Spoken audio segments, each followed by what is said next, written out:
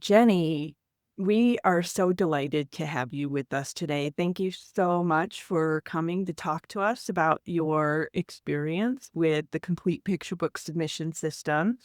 And we like to kick these things off by going back into some of the hardship to get that over with. So we were wondering if you could tell us what your submission struggles were when you first started querying and before you found the complete picture book submission system.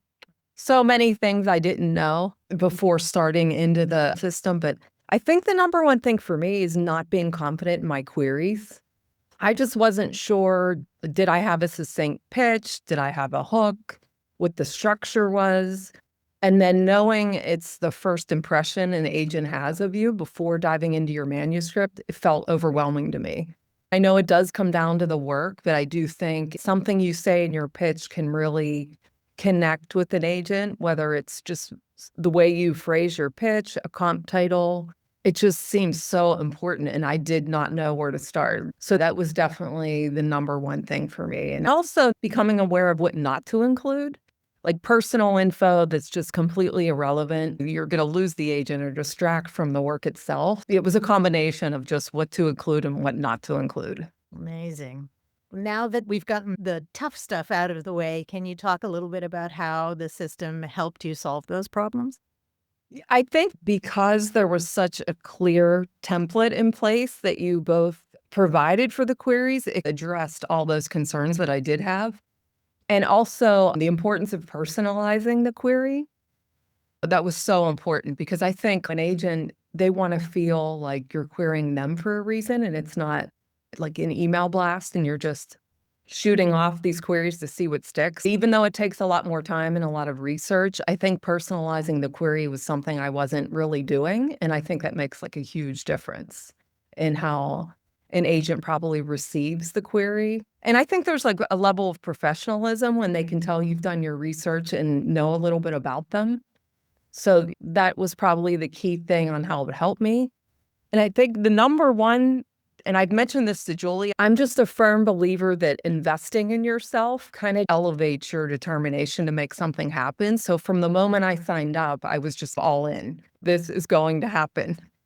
I know there's a million things you can pay for, and I don't mean like you don't have to break the bank, but you pick and choose what makes sense for what you need help with. And there's no reason to keep reinventing the wheel when you have a system that's laid out and it just gets you on track faster and avoiding mistakes, and the investment just changed my That's a great mindset. point. Yeah, I just don't see that much different than if you want to learn to play an instrument, take a language. If you sign up for a class, you take a course, you're just going to get there so much faster. And the level of seriousness should be commensurate with your level of commitment. We've all signed up for free things and what have you, but I can't tell you how many times I've signed up for something free and then thought, I'll get to it because it just doesn't have the same weight somehow. Exactly. Exactly.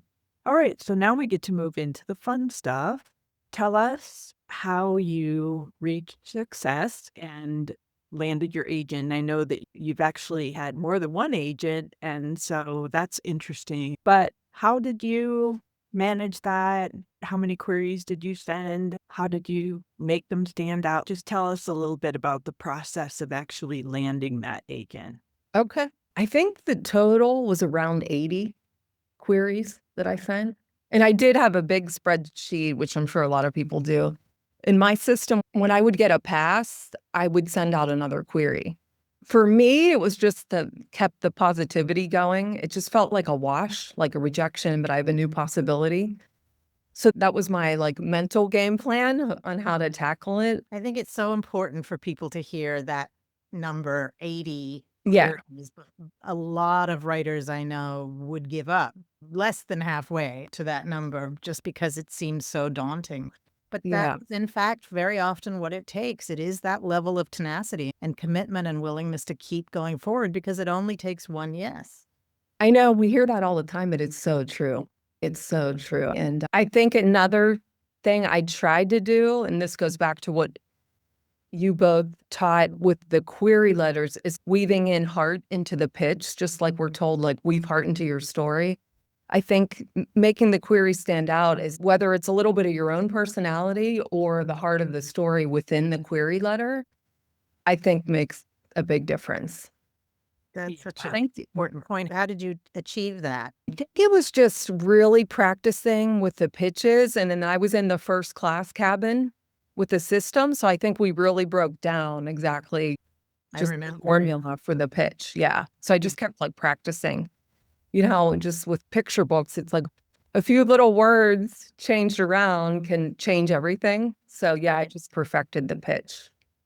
That's awesome. We're so happy that those templates and playing around with them really help because you hit the nail on the head with having the personality and the voice and the heart and the pitch really makes a huge difference. It's everything, really.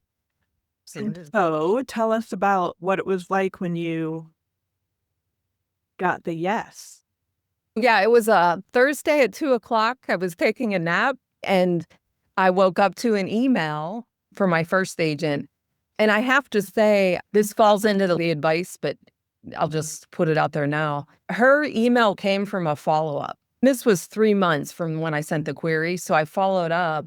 And because of the follow up, is why she read the manuscript. It was very simple. It was like a one sentence, I sent you XYZ on this date, more or less just like checking in. And I think I did attach the manuscript again so she didn't have to go and look for it. But she did say, "Thank you so much for following up. This got lost." She immediately connected with it and then asked for more work. So again, back to my spreadsheet, I did have the 3 to 4 month flags for when, unless they say no response is a no, I just don't see the harm in the follow up. So that email turned into sending more work. And then I think it was a pretty quick turnaround. I want to say a week from when she requested more work to the actual offer. And it was a great partnership. She sold my debut, but she did leave the business completely. So I found myself back in the query trenches and using all of this a second time. And it worked out again, thankfully. But yeah, in a nutshell, that's how it all panned out. Amazing. That's Yeah. that's a great reminder too, that you never know. It may be through absolutely no fault of yours that you end up parting ways with an agent. If an agent leaves the business or Right. anything can happen. And so it's so important to be prepared and have the backup plan and then know what the next steps are and to have the resilience to move forward. Yeah, it was Real. daunting. I know that this isn't uncommon at all. I talk to a lot of people. It's like second, third, even fourth agents, but it is, if you did it once, you can do it again, Right. like the mentality. So, what advice would you give to those who are still in the submission trenches? I think I probably answered it. My number one for me that I don't hear that often is the follow-up, unless like we already discussed, unless they say no response is a no. I just think it's so important versus just assuming it's a no. So I would say the follow-up, and then as we keep saying, I just think the research is key and just staying like determined and knowing rejection is just part of it. It Yeah. sounds cliche because we do hear that, but the whole it's a marathon, not a sprint, could not be more accurate from Exactly. everything in this business. How long was it from the time that you first wrote the book to the time that you actually held it in your hands? I would say maybe 3 years. Yeah. The book, this particular manuscript came together quickly, but just after selling it, it takes the 2 years anyway. So I would say like around 3 years from writing to actually holding the book in my hand. Share it. Do you want to? It's right here. And as Emma said, tell us what it feels like to hold your book.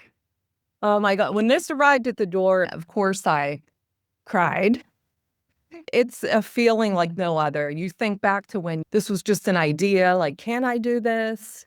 To learning the craft, to querying, and it's just so unbelievable to see it come full circle. It's hard to even put into words. And I fell in love with the art immediately. I love the illustrators. Yeah, it's just such a special feeling to see that box at your door. How has it been sharing the book with kids? That is just the questions they asked and seeing their faces, examining all the pictures. And with this one, just because there is the stray dog is like the Easter egg hunt throughout the whole story. So it is fun to see them like spot the dog throughout the book because he's never mentioned until the end.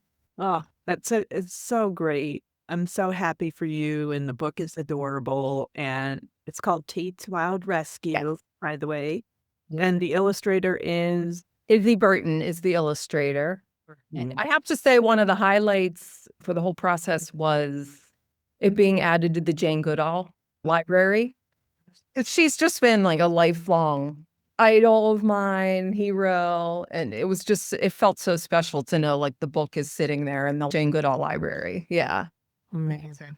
Wow, Jenny, thank you so much. Hearing your story, it just lifts my heart and it's so inspiring. And we really thank you for being willing to share with others who are either working through the system now or considering joining or otherwise in the submission trenches.